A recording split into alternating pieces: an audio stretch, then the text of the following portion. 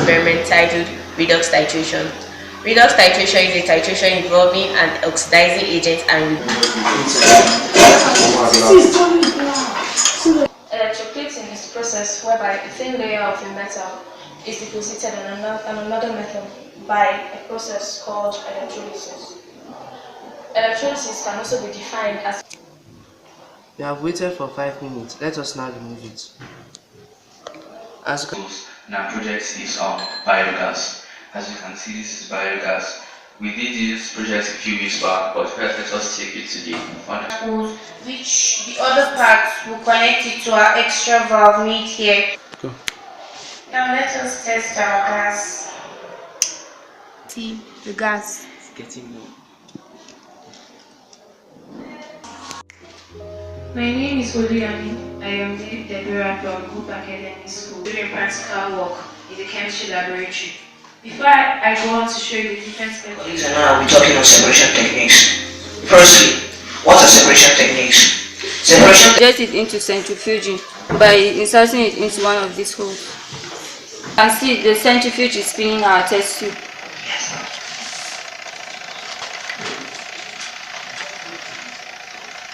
Next, we have potassium thioxanate, lime water, dilute hydrochloric acid, dilute triazonitric acid.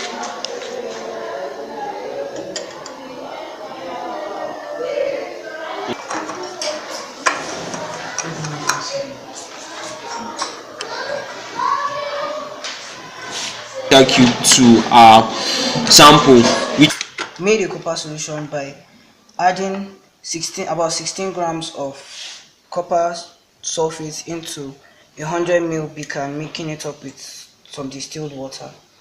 Then and the half cell reaction for this reaction is this, and the overall cell reaction is this. This is the overall reaction for the experiment we carried out. Of mass. The law of conservation of mass states that matter can neither be created nor destroyed, but can be changed from one form to another during chemical reaction.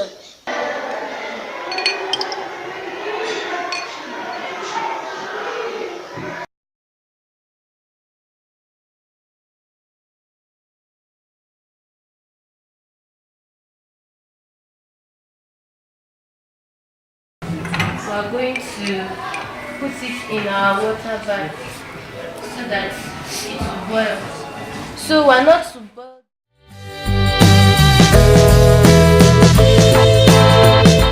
We learn a lot from them.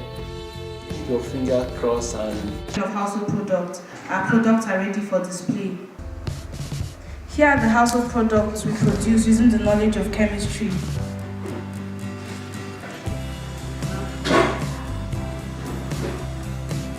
Step 1. Put some red petals of the hibiscus flower in a mortar.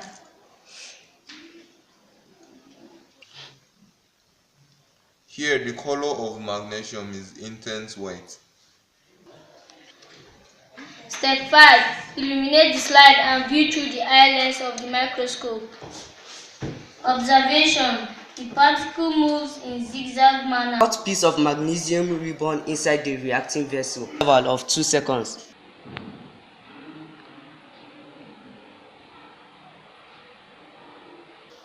Water is said to be hard if it does not form lather readily with soap due to the presence of calcium ions and magnesium ions in our water samples, which are A.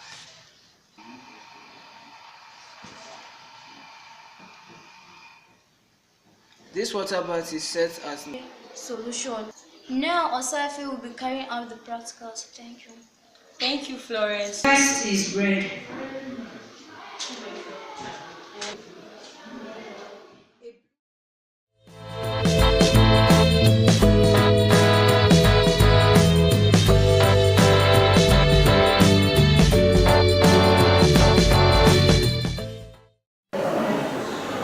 The practical under consideration today is qualitative analysis. The aim of qualitative analysis is to determine the metallic radicals and the acidic radicals in a simple compound or mixture. These metallic radicals are also known as cations, while the acidic radicals are known as anions. Some common cations that are usually determined in qualitative analysis at the secondary level are ammonium ion, sodium ion, calcium ion, copper 2 ion, iron 2 ion, iron 3 ion, zinc 2 ion, aluminium ion, and lead 2 ion. One set of anions are chloride ion, hydride ion, sulfide ion, Charles carbonates 4 ion, Charles sulfates 4 ion, tetraoxide 6 ion, and Charles 95 ion. These cations and anions can be identified using chemical reagents. Reagents are chemical solutions which react with certain cations and anions to give characteristic reactions. And these characteristic reactions could be in form of evolution of gas,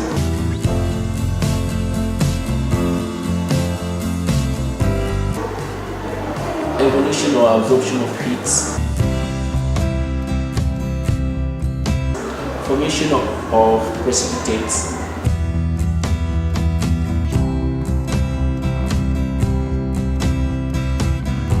production or disappearance of color.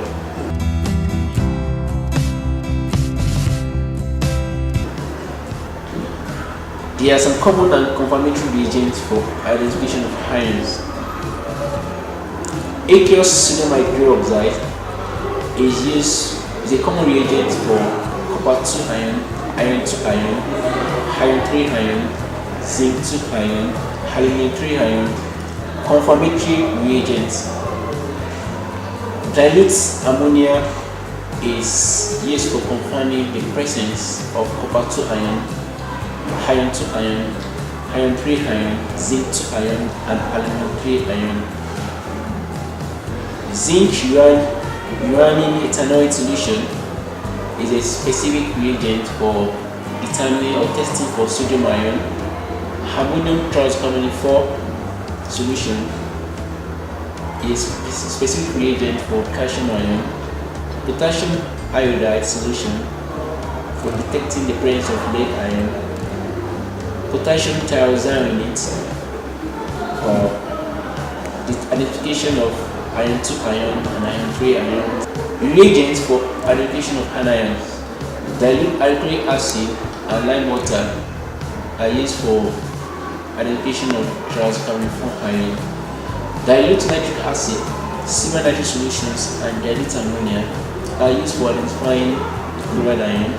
Star solution for iodide ion. Dilute alkalic acid for sulfide ion. Aqueous barium chloride and dilute alkalic acid for identifying tetraoxide 6 ion and trisulfate 4 ion. Iron 2 tetraoxide 6 solution or concentrated sulfuric acid will be used for identification of trisulfide ion.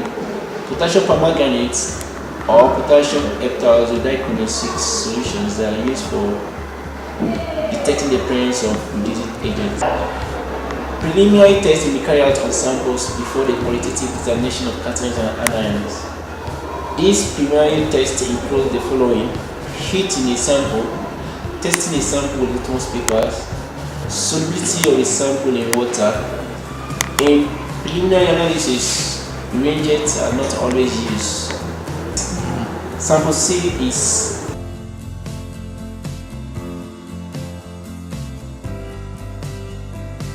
test. Sample C plus heat, observation, moisture or skimming up, inference, water of crystallization present. Sample C plus 5 cm cube of distilled water, observation, soluble in water, inference, soluble salt. Sample D is calcium carbonate. Sample D plus 5 cm cube of distilled water, observation, insoluble in water, inference, insoluble salt. Sample E is a mixture of ammonium chloride and calcium carbonate. Sample E plus 5 cm cube of distilled water, Observation: partially soluble in water. Inference: mixture of soluble and insoluble salt. Plus filter: observation, colorless filtrate and white residue. Inference: mixture of soluble and insoluble salt. Sample F is iron 2 chloride. Test: sample F for 6 cm cube of distilled water. Observation: soluble in water and heat is above. Inference: soluble salt. Exothermic reaction. Sample G is ammonium chloride. Sample G plus 6 cm cube of distilled water. Observation: soluble in water and the solution in the test tube became cold. Inference: soluble salt. Endothermic reaction. Sample H is sodium hydrogen tricarbonate 4. Sample H plus 6 cm cube of distilled water. Observation: soluble in water. Inference: soluble salt. Plus litmus paper. Observation: turn blue litmus paper red. Inference: acidic solution. Sample I is sodium chloride. Sample I plus 6 cm cube of distilled water plus litmus paper. Observation: soluble in water. Inference: soluble salt. Plus litmus paper, no effect on blue and red litmus papers. Inference: liquid solution. Samples for analysis. Analytical samples will be in form of any of the following: solution, residue, filtrate.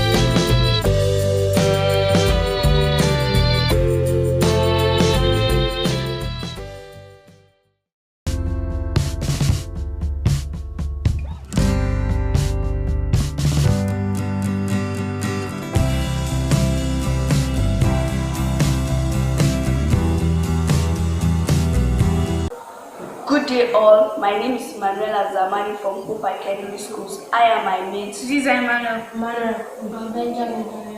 I here to conduct an experiment on air. The aim of this experiment is to determine the proportion of air. First and foremost, what is air? Air is a mixture of gases. The percentage by volume of oxygen in air is 20.9%, nitrogen is 78.1%, carbon dioxide is 0.03%, and water vapor is variable. I'll be handing over to my mate Ziza Emmanuel to show us the apparatus needed for this experiment. Thank you. The materials needed for this experiment are water trough, gas jar, candle, lighter, distilled water, and measuring cylinder. Now the procedures. 1. Stand 2 candles, one in the center of the 2 separate water troughs.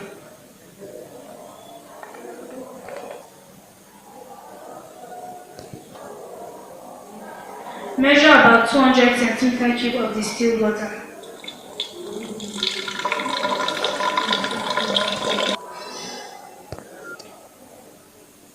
And pour it into the trough labeled A.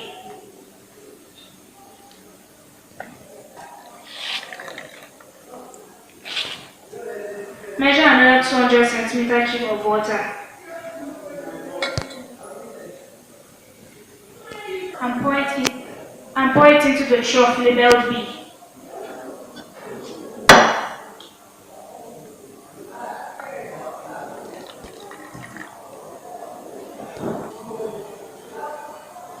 Trough A is serving as our control. Invert a gas jar over a candlestick placed in a trough of water A. Note, in A, the water level in the trough and in the jar are the same.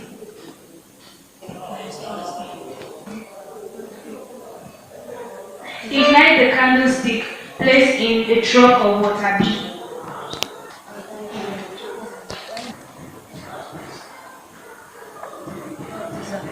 And invert a gas jar over the burning candlestick.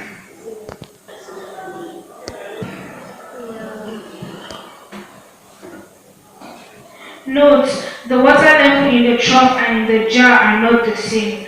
The water level in the jar increased by 1/5, which is about 20% by volume of the total air enclosed initially.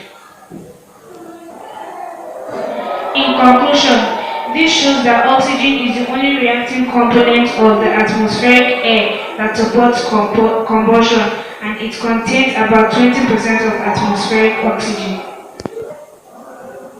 Thank you.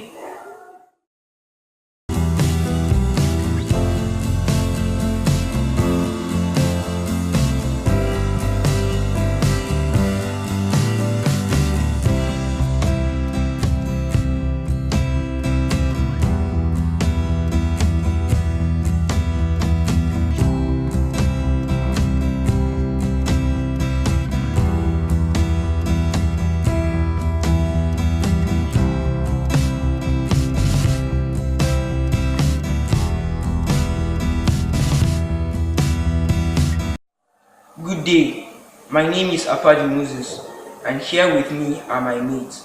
I'm Joy Orelu. I'm Manta Christopher. Who are they? We are from Hope Academy Schools SS1A. Our experiment for today is on Graham's law of diffusion. What is Graham's law of diffusion?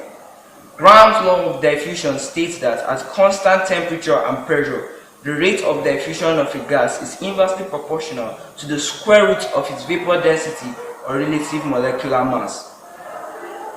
Our aim of this experiment is to measure the relative rate of ammonium gas and hydrogen gas. And now I'll be handing over to Joy Adeyi to demonstrate the practical. Thank you very much. Here are the materials needed for this experiment. The materials needed for these experiments are concentrated hydrochloric acid, concentrated ammonia solution, method stand, calibrated open-ended glass tube, cotton wool, beaker beakers, cork, tongs, stopwatch, teeth pipettes, protective wear such as eye goggles, hand glove, nose mask. Step 1. Fix the ends of the glass tube horizontally to the retort stand. Step 2. Put one cotton swab into a beaker and the second cotton swab into the second beaker. Step 3. Measure 1 ml of ammonium solution using the teeth pipette.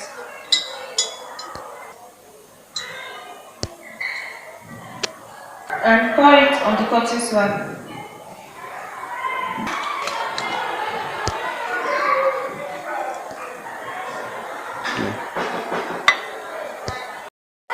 Then cover it with a petri dish. Use the other teeth pipette to measure 1 ml of hydrochloric acid.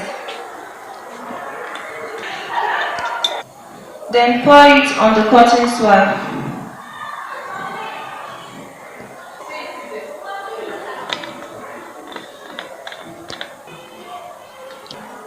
Then cover it with a petri dish.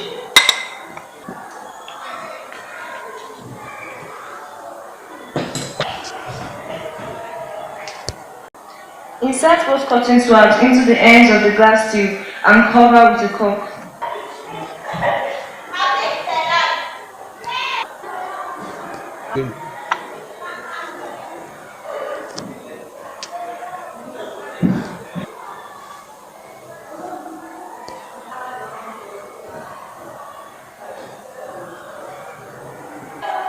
Wait for a while as the cotton swab inserted in hydrochloric acid produces a hydrogen chloride gas, and the cotton swab inserted in concentrated ammonia solution produces ammonia gas.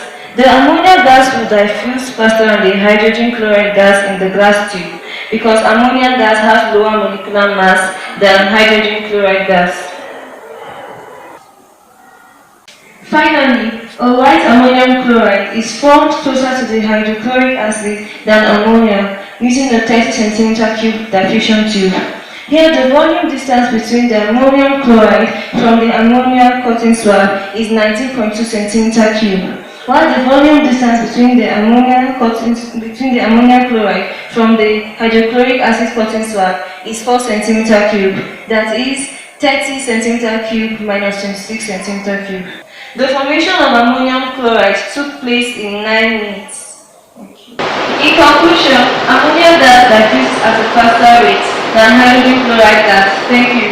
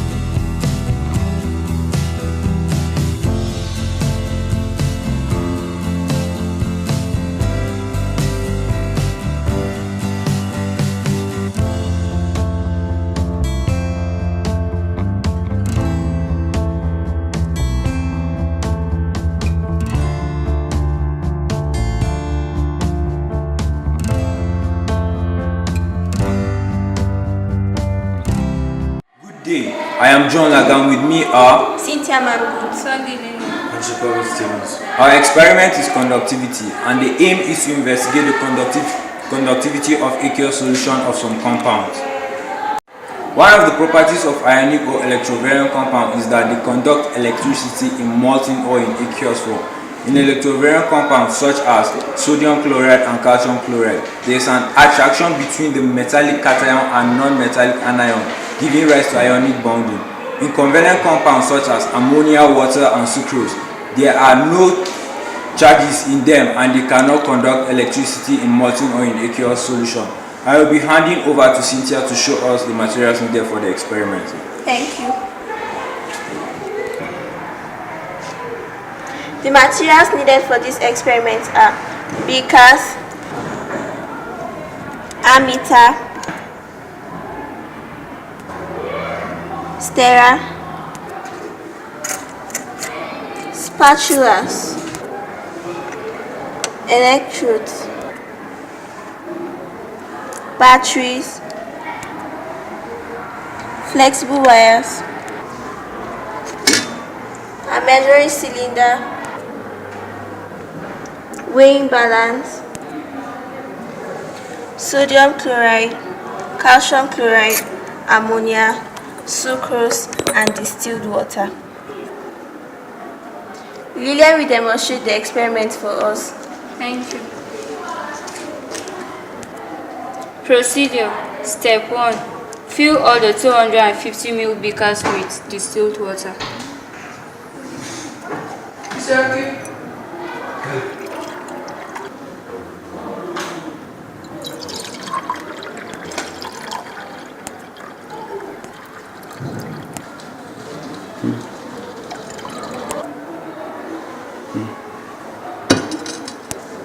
These are 6 beakers labeled A, B, C, D, and E. Beaker A is serving as our control, containing distilled water. It will be used to calibrate the ammeter. To beaker B, weigh 10 grams of sodium chloride and dissolve it.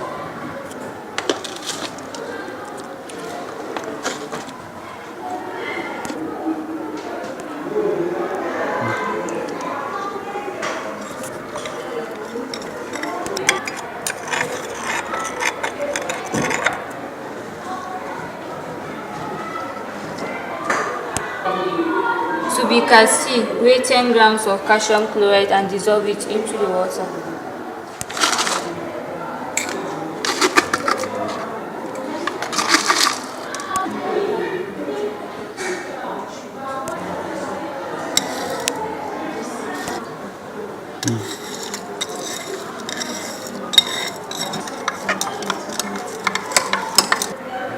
To beaker D, measure 10 ml of ammonia and dissolve it into the water.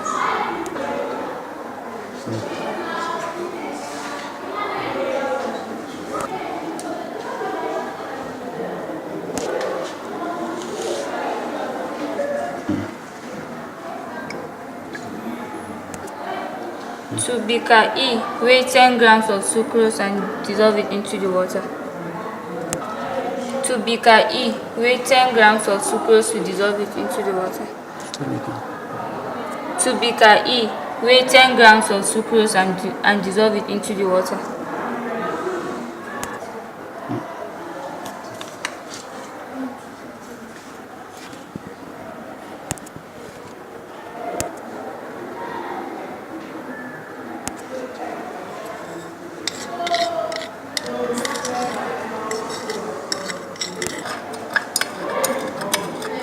I will now be handing over to Chef Howard to take over.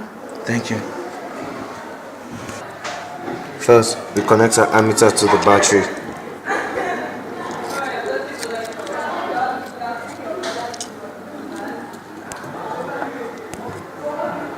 The one wire joining the electrode to the battery. Then we connect the second wire to the second electrode.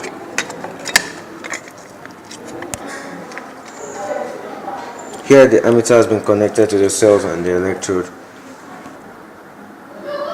First, we insert our electrodes in the beaker A containing distilled water. There is no deflection in the ammeter. This shows that water is a covalent compound. The next is a beaker B containing sodium chloride solution.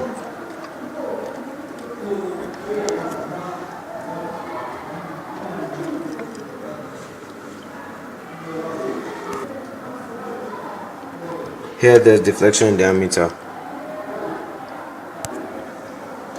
This shows that sodium chloride is an electrovalent compound, which means that it can conduct electricity in aqueous solution. Before testing our sample C, we rinse our electrodes with distilled water.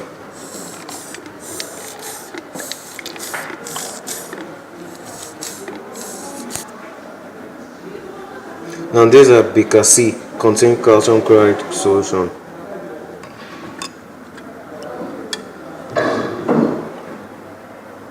There's deflection in the ammeter, which means that calcium chloride is an electrovalent compound which can conduct electricity in aqueous solution. Rinse the electrode before testing with the next solution.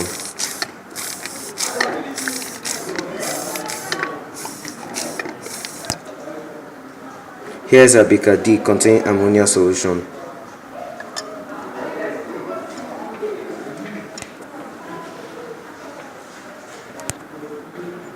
Here there is no deflection in the ammeter. This means that ammonia is not an electrovalent compound but a covalent compound which can not conduct electricity in aqueous solution. Now we rinse the electrode before testing with our last sample. Our last sample here is sucrose solution.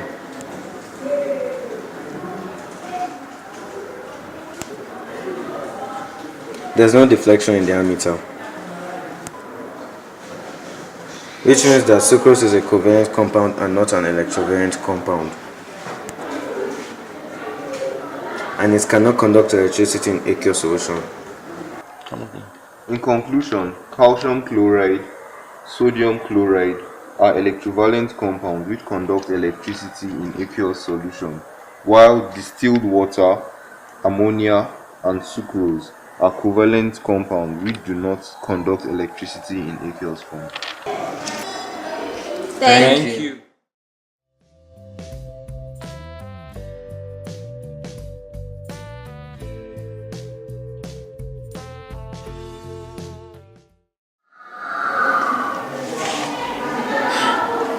Good day, I am Okwanachimi Elkizedek. With me are Florence Jongiam.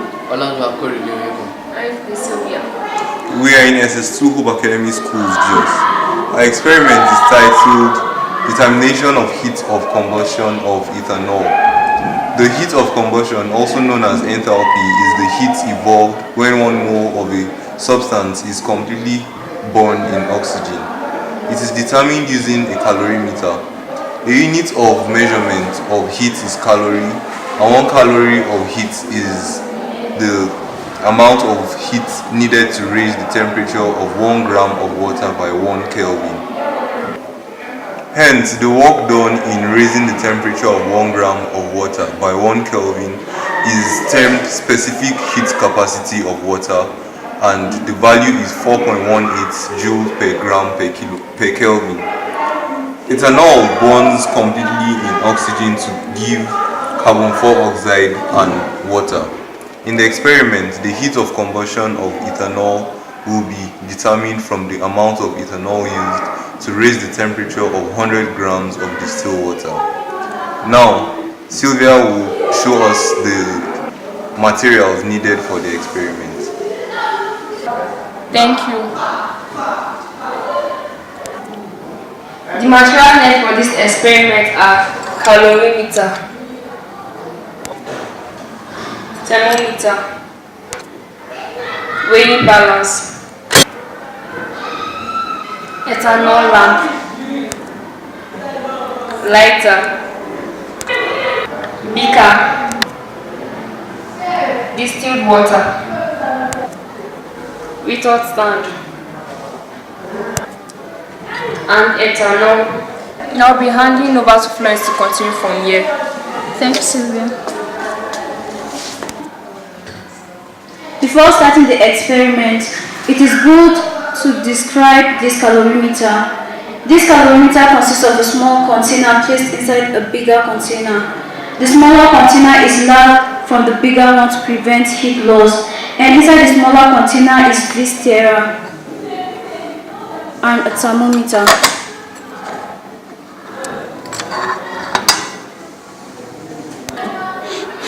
It is also good to describe the ethanol lamp. It contains the lamp wick inserted through the cork of the bottle and dipped into the ethanol in the bottle.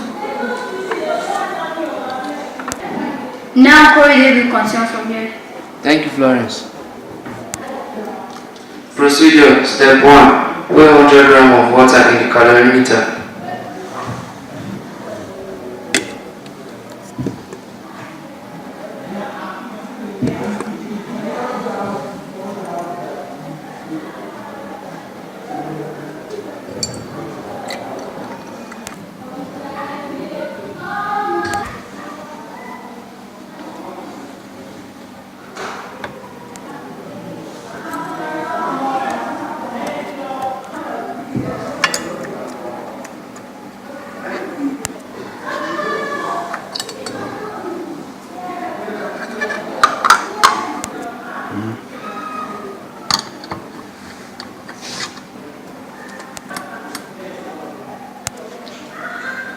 After clamping the calorimeter, now insert the thermometer.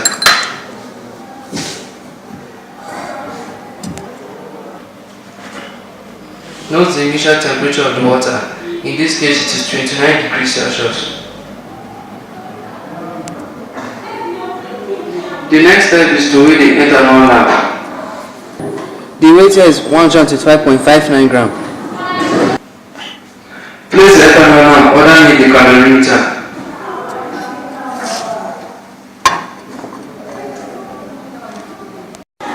And ignite it. Use it to raise the temperature of the water by 31 degrees centigrade.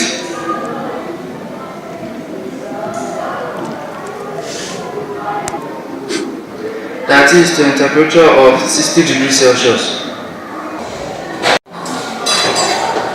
This ethanol lamp is supplying heat to the calorimeter, and the temperature of the water is increasing as ethanol is burning. The calorimeter reading is on 55, approaching 60. The temperature of water has risen to 60 degrees Celsius. Now the fire will be put off. Now we will take the final mass of the ethanol and lamp.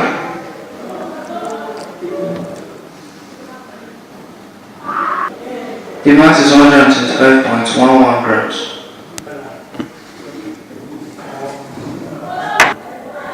The final temperature is equal to 660 degrees Celsius, equivalent to 333 Kelvin, and the initial temperature is 29 degrees Celsius, that is equivalent to 302 Kelvin. Difference in temperature is 333 Kelvin minus 302 Kelvin, which is equal to 31 Kelvin. Now, initial mass of ethanol plus lamp is equal to 125.59 grams. And the final mass of ethanol plus lamp is 125.11 gram. Therefore, the difference in mass is equal to 0.48 grams. Heat capacity is given by mc delta theta, where m is the mass of water, which is 100 grams. C is the specific heat capacity of water, which is 4.2 joule per gram per Kelvin. Delta theta is the change in temperature, which is 30 Kelvin. Therefore, the heat capacity H is equal to mc delta theta and is 100 times 4.2 times 31, and we have 13,020 joules. This is the heat generated by the burnt ethanol to raise the temperature of the water by 31 Kelvin. To calculate the heat of combustion of ethanol, first find the mole of the ethanol burned. That is, mole equals to mass over molar mass.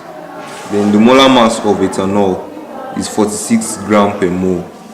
Mass of ethanol, therefore mass of ethanol burned is 0.48 grams. Mole is equal to 0.48 over 46, and we have 0.0104 mole. If the heat evolved for the combustion of 0.0104 mole of ethanol is 13,020 joules, then the heat of combustion of 1 mole of ethanol will be 13,020 over 0.0104, which is equals to 1,251,923 joules, which is approximately to be 1,251 kilojoules. Thank you.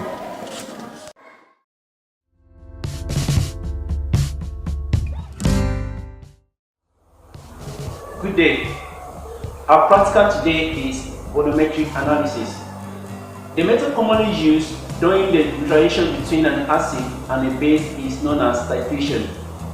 Titration is a technique used in determining the volume of acid that will completely react with a fixed volume of base. It can also be used to determine the concentration of an acid or a base. The apparatus that commonly used for acid-base titration are Whittle stand, burette, conical flask, wash bottle, funnel, pipette, white tie, and volumetric flask. In acid-base titration, a suitable indicator is employed to determine the endpoint of neutralization. This can be a meti-orange, meti-red, or phloctadine, depending on the strength of the acid and the strength of the base. For example, any of these indicators, meti-orange, meti-red, or phloctadine, is suitable for the neutralization involving strong acid and strong base.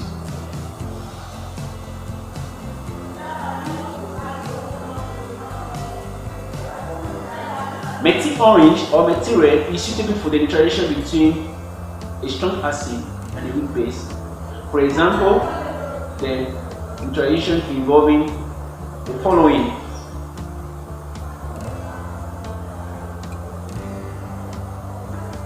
white phenolphthalein indicator is suitable for the neutralization between a weak acid and a strong base, such as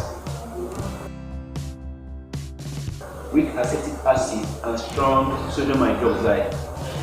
The endpoint of an acid-base titration is the point at which a titration is complete, usually marked by the change in color of an indicator.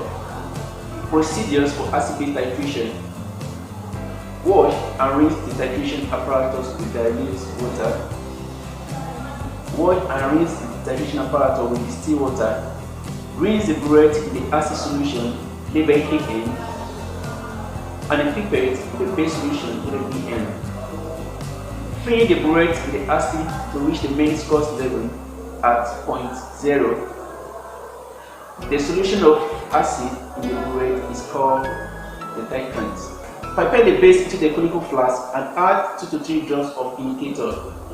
The solution in the conical flask into which an indicator is added is called a titrant. Place the conical flask on the white tie, which is underneath the burette, and begin the titration. It is good to observe the following precautions during titration. Do not place the conical flask underneath the burette while filling with the acid solution. Remove the funnel from the burette before titrating. Carry out your reading at meniscus and eye level. Rinse the conical flask with distilled water before carrying out the next titration. Do not look at the burette while titrating the titrant in the conical flask in order to have an excellent endpoint and a concomitant value of plus or minus 0.2 cm3. Table of values. The table should be prepared before starting the titration, and the features are burette reading, final reading, initial reading, volume of acid used, rough, first titer, second titer, third titer. The first and the foremost titration is regarded as rough. It must be carefully carried out in order to determine the endpoint range.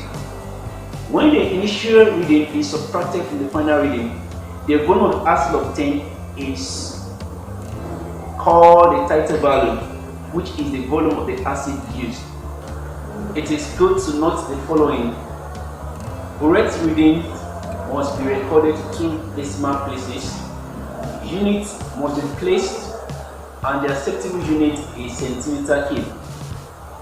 The indicator and the volume of pipette used must be stated. Values must not be shaded. Calculations must be correctly evaluated. Writing must be in ink. the average total volume of acid used must be from at least 2 concordant titer values. The next aspect in acid-base titration is the calculations and mathematical definition of some terms in volumetric analysis.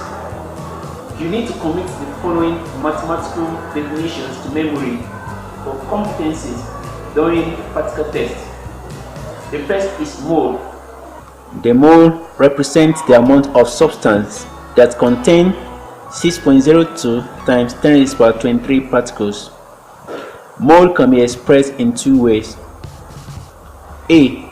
Mole is equal to mass over molar mass. B. Mole is equal to concentration times volume, where C is concentration in mole per dm cube, V is volume in dm cube. Remember, 1 dm cube is equivalent to 1000 centimeter cube. Question: what is the molar concentration of a 0.125 mole of hydrochloric acid in 250 centimeter cube?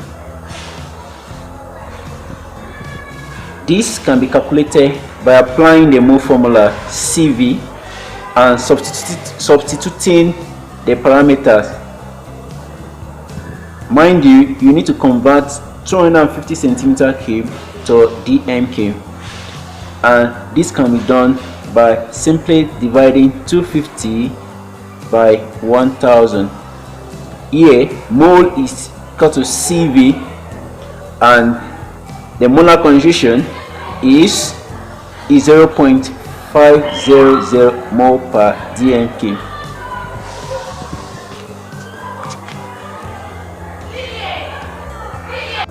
The next mathematical definition is a standard solution.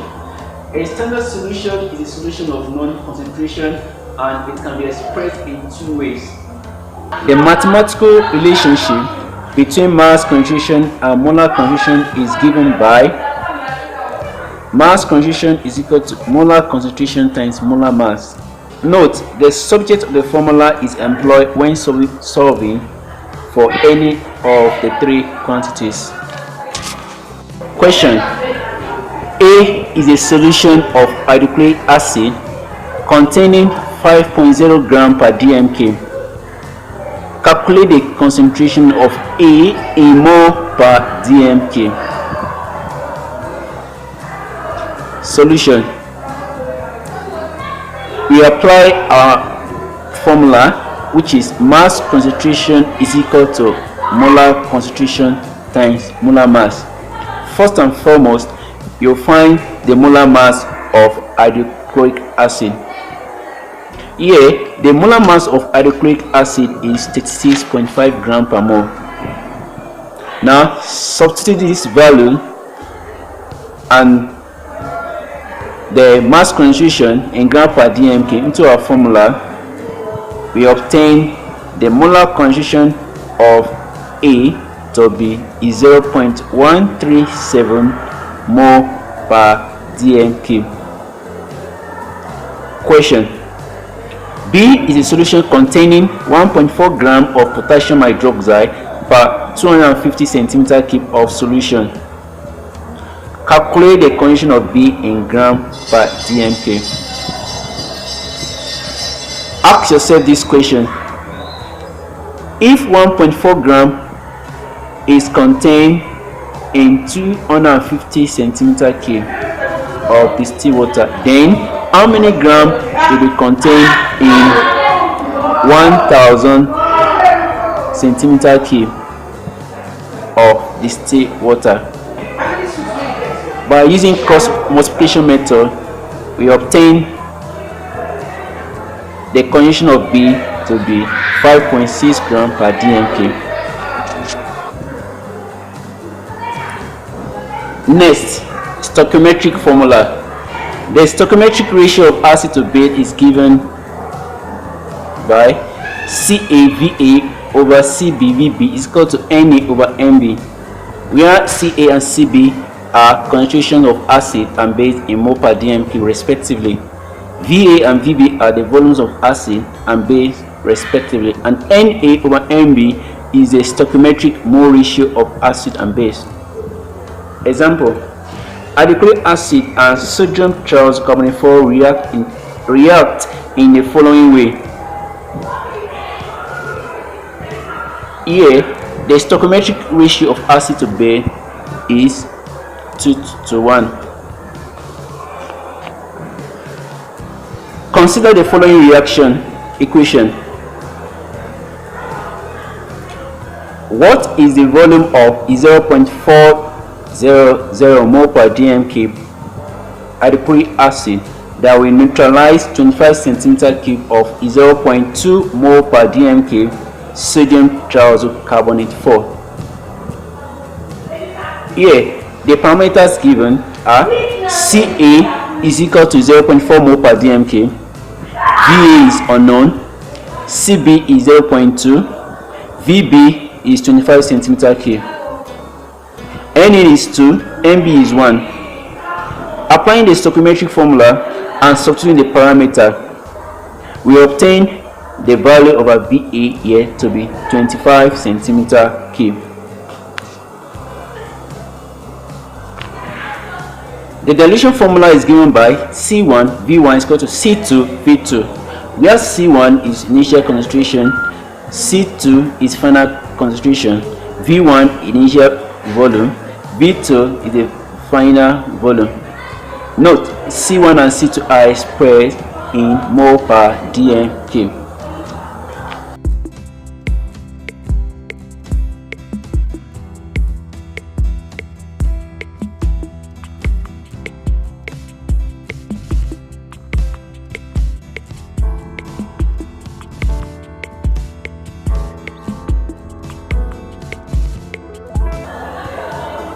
An acid-base titration can be used to work out the following. 1. The percentage purity of an acid or a base. The formula for percentage purity is as follows. Percentage purity is equal to mass of pure substance over mass of impure substance times 100%. Number of particles. The number of particles can be obtained using Avogadro's constant, K.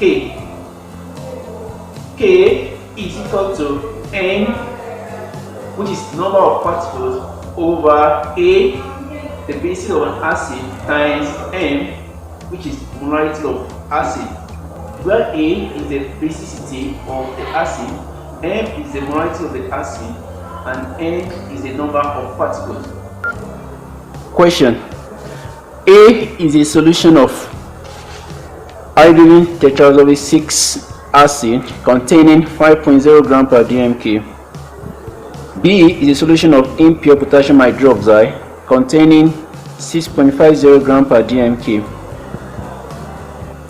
From the table of values of Faber Itodo, the average volume of acid that completely neutralized 25 centimeter cube portion of the base is 22.40 centimeter cube.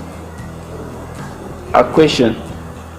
Calculate the concentration of A in mole per dm cube. To calculate the concentration of A in mole per dm cube, we apply our formula. Mass concentration is equal to molar concentration times molar mass. First and foremost, find the molar mass of hydrogen tetrasulfate 6 acid, and here the molar mass of hydrogen tetrasulfate 6 acid is 98 gram per mole. Substitute this value into our formula. We obtain the molar concentration of A to be 0.510 mole per dm cube.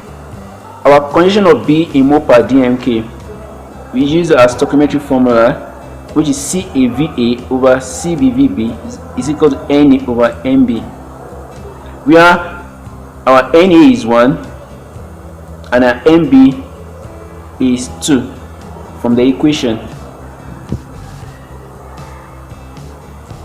By substituting our values into this formula, we obtain the condition of B to be 0.0914 mole per dmk. The next is the percentage purity of potassium hydroxide in B. Hint: first determine the molar mass of pure potassium hydroxide in B. The mass concentration here is not 6.50 gram per dmk because it is impure. Using the formula, mass concentration is equal to molar concentration times molar mass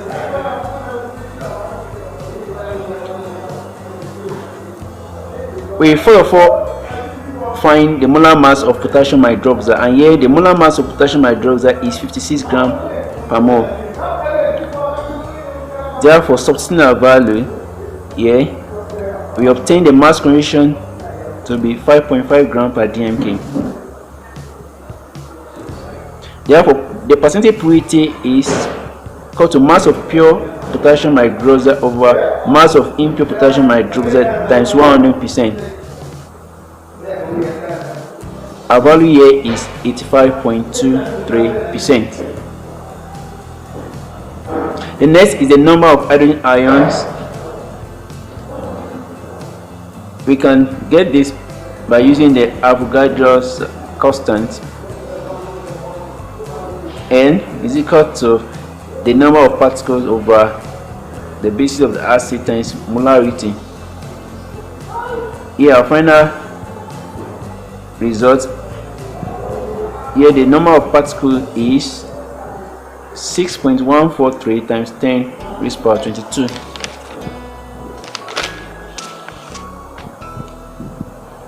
Theory of particle.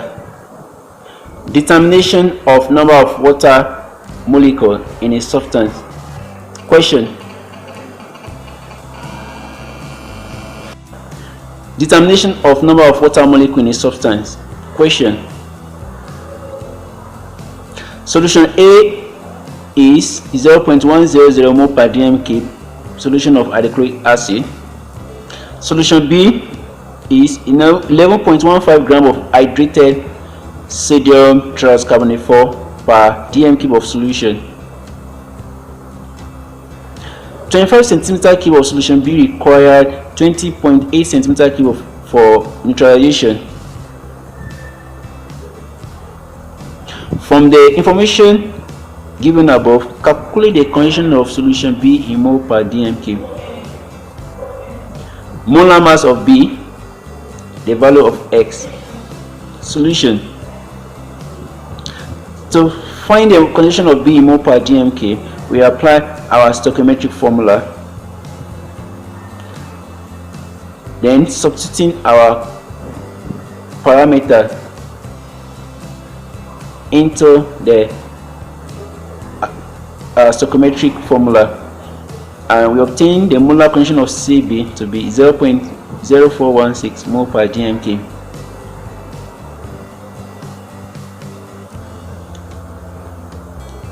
To find the molar mass of B, we use our formula, which is mass concentration is equal to molar concentration times molar mass.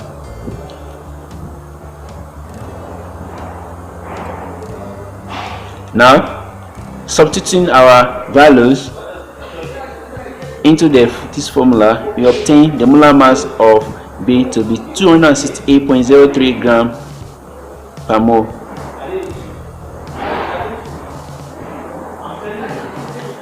The value of